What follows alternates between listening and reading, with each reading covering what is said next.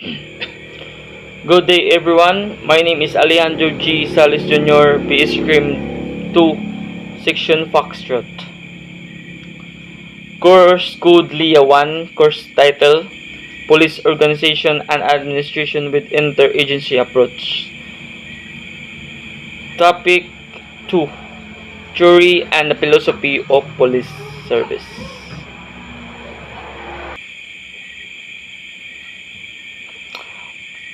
PNP Mandate or PNP Kautusan, Republic Act 1675, entitled Act Establishing the Philippine National Police under Reorganized Department of the Interior and Local Government or DILG, and the other purposes as amended by RA 8551. Philippine National Police Reform and Reorganization Act 1988 and 1998, the further amended by RE 1908.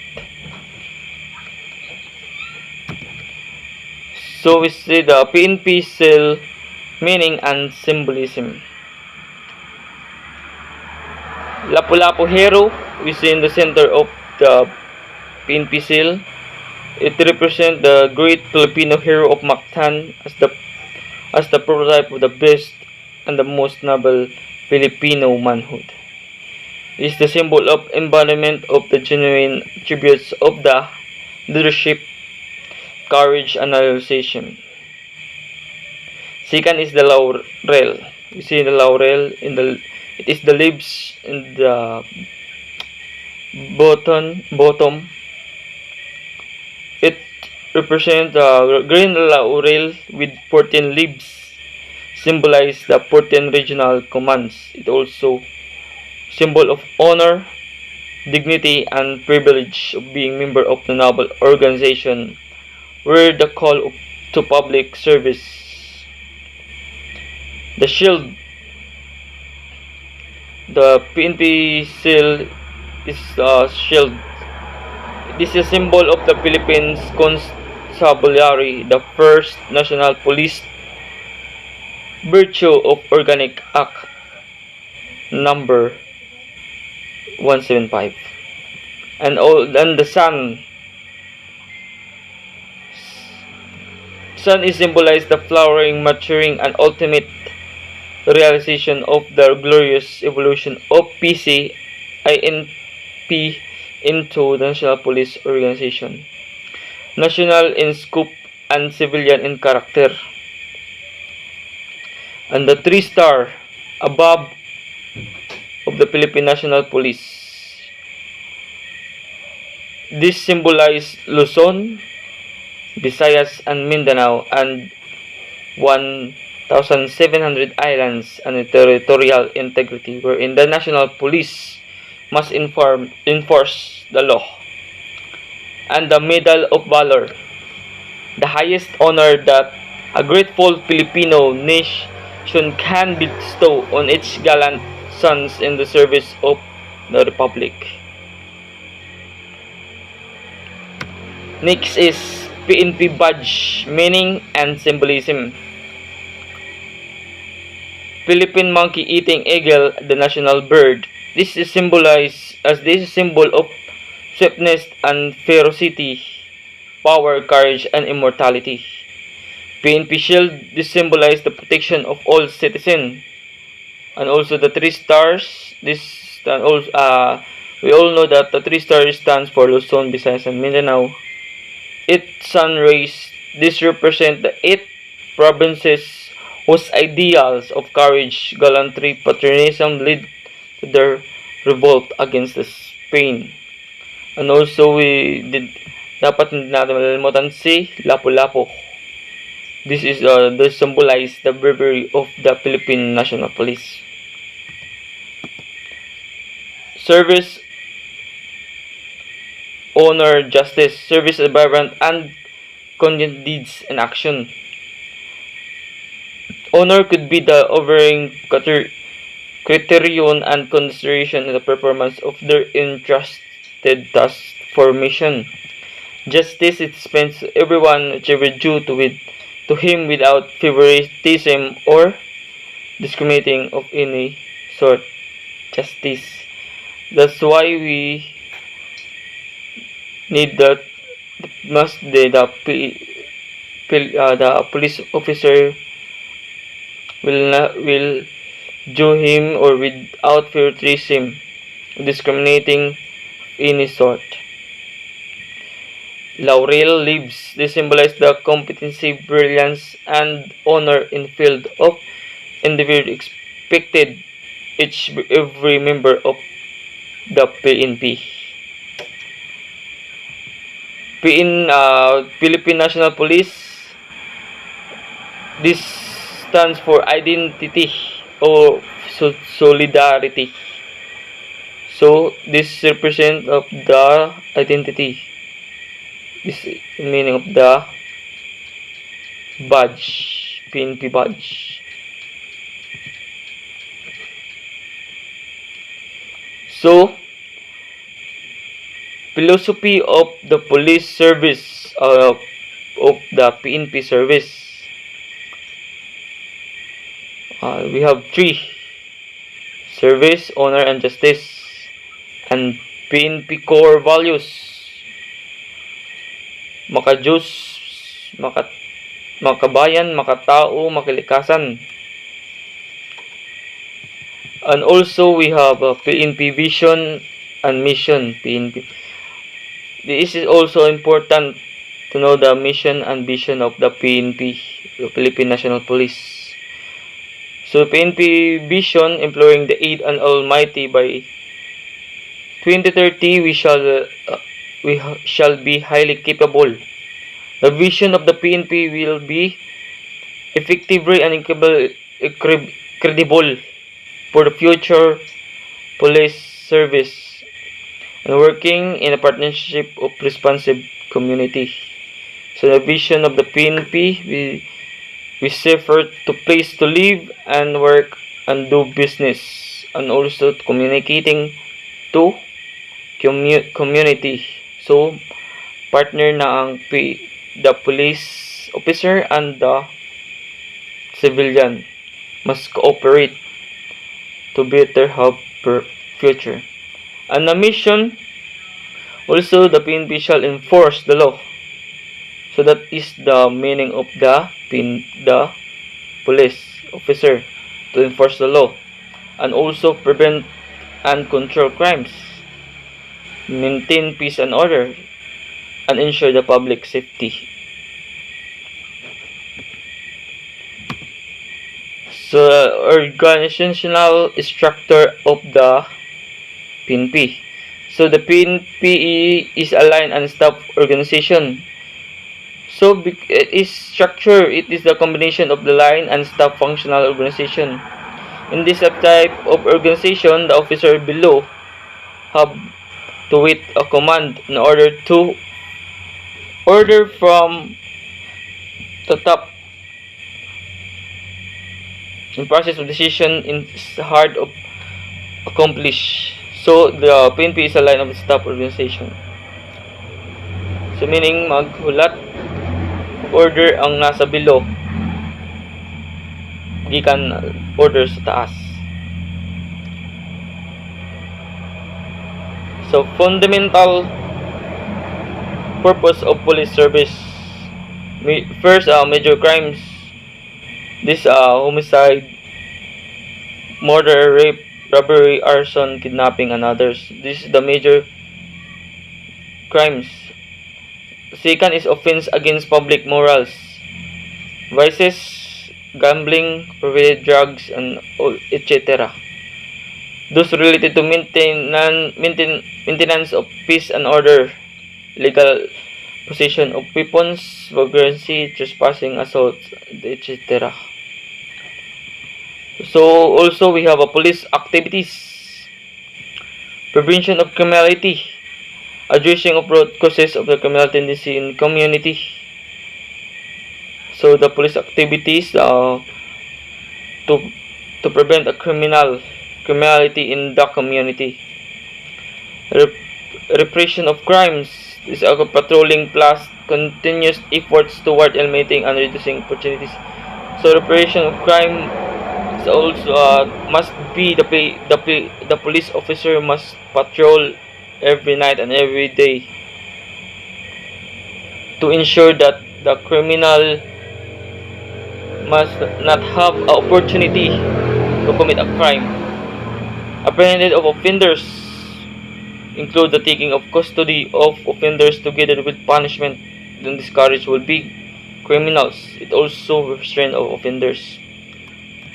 And recovery of property stolen and others. This causes reduction of costs in crime, which result prevents other preventing against crimes. And regulation and non-criminal conduct.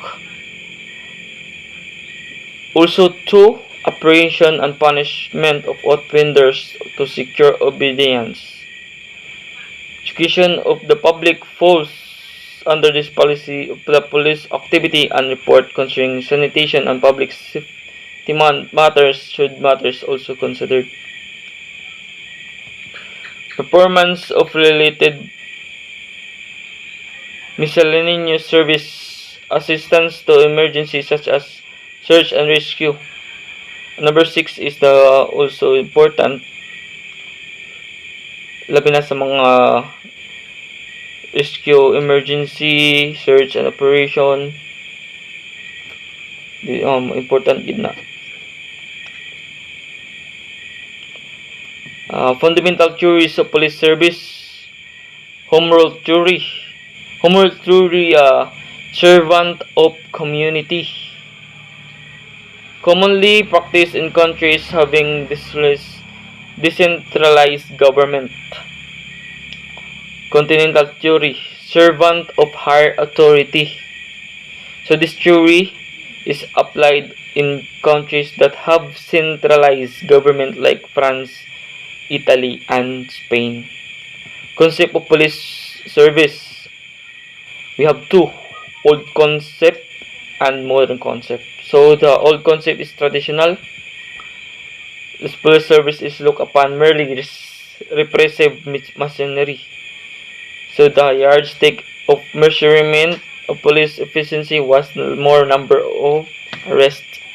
And the modern concept, police is considered as an organ of crime prevention. The modern concept is the prevention of crime. The yardstick of or measurement of police efficiency is absence of crime. So gamay na lang ang crime giparstong sa old concept. So the nature of policemen. Nature of policemen shall be a lawyer. Policeman must have a mind of lawyer. And clergyman man, the soul of clergyman man.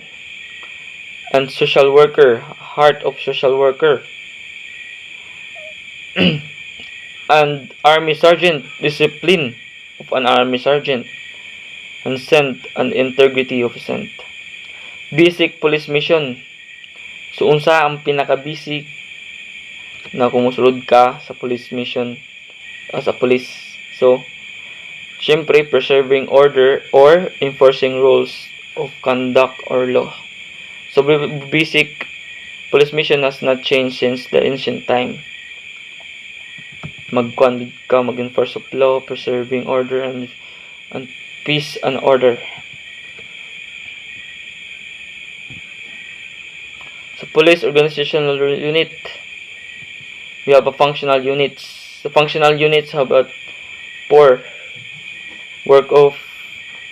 There are functional units, bureau, division, and section, and the last is unit. Bureau is the largest organic functional, the large department. Division is the primary subdivision of the bureau.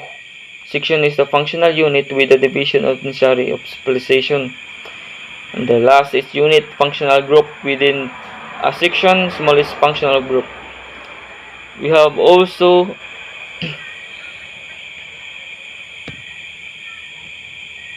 line units. These components of the police organization are the personnel or human resources. directly interact with the public.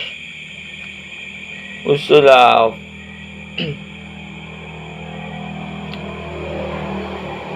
3 is a function structure, which the line authority structure organized can be modified. We have also a principle of police organization. Span of control, maximum number of subordinates at given position. So the superior can be drive effectively. Span of control, supervisor over personal units. Delegation of authority.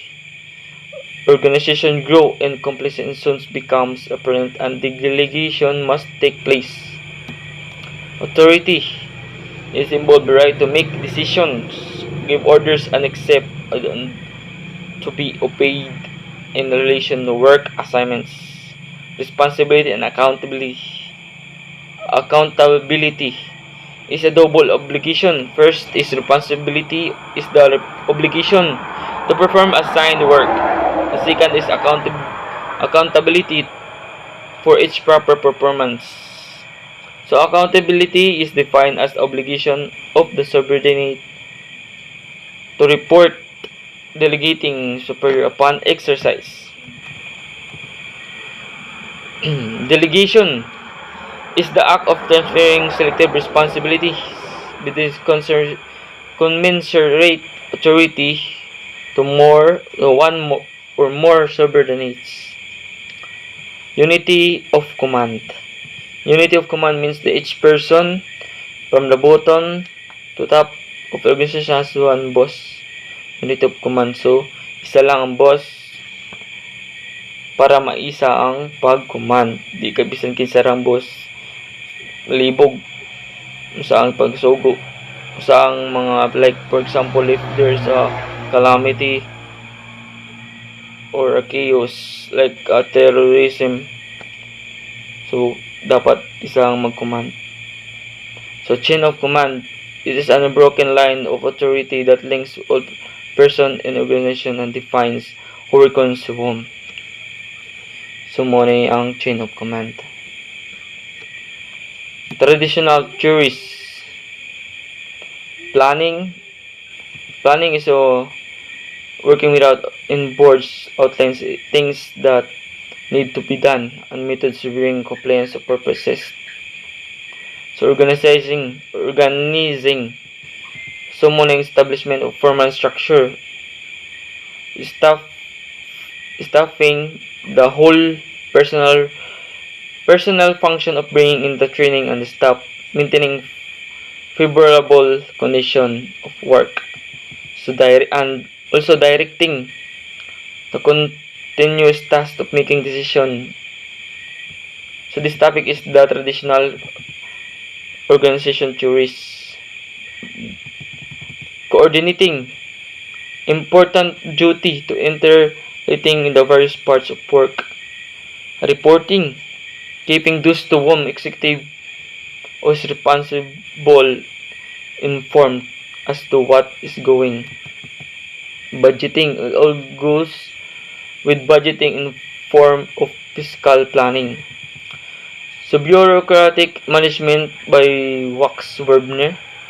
So we have 7. Hierarchy, division of labor, rational rules, records, merit. And the 7 is the maintenance of impersonal leadership, because of rational decision can be only be made objectively and without emotion. So administrative theory by Henry Fayol includes division of work, specialization, authority, and responsibility. So this right give orders. Discipline, it is essence of obedience, application of energy and behavior. Unity of direction, subordination of individual interest to the general interest. Remuneration of personnel. Centralization, scalar chain, order, equity, stability of tenure personnel Initiative Spirit Corps. So the police function, line function. These include police operation, direct addressing of the basic police mission patrol. Staff function, money function that primarily support the line function. We have two auxiliary or support service and administrative service. So sa Section 14, Section 30 of Republic Act number 6975 is hereby amended to read follows. Section 30 General Qualification of Appointment. So first, a citizen of the Philippines, a person of good moral conduct, you must have passed the psychiatric, psychological, and drugs physical test, must possess a formal baccalaureate degree from recognized institution, must eligible in accordance with standards set by the commissions, must not have been dishonorable discharged from military, must not have been convicted by final judgment of offense involving moral turpitude, must at least 62 centimeters in height for male and 1 meter and 57 centimeter for female. Must weight not more or less than 5 kilograms from the standard weight. For no applicant must not be less than 21 or nor more than 30 years old, except for the qualification that above enumeration. So we also have a waiver for initial appointment of PNP, not below 20 nor over 35 years old age. So we have weight required wherein we comply with said requirement. 72 collegiate units lending a bachelor degree be eligible for appointment. So Section 16, selection of criteria under the waiver program. So applicant who possess the least qualification shall be precedence over to those possess more disqualification. The requirements shall be waived in the following orders: age, weight, and height, and also education. Section 33. And Section 38.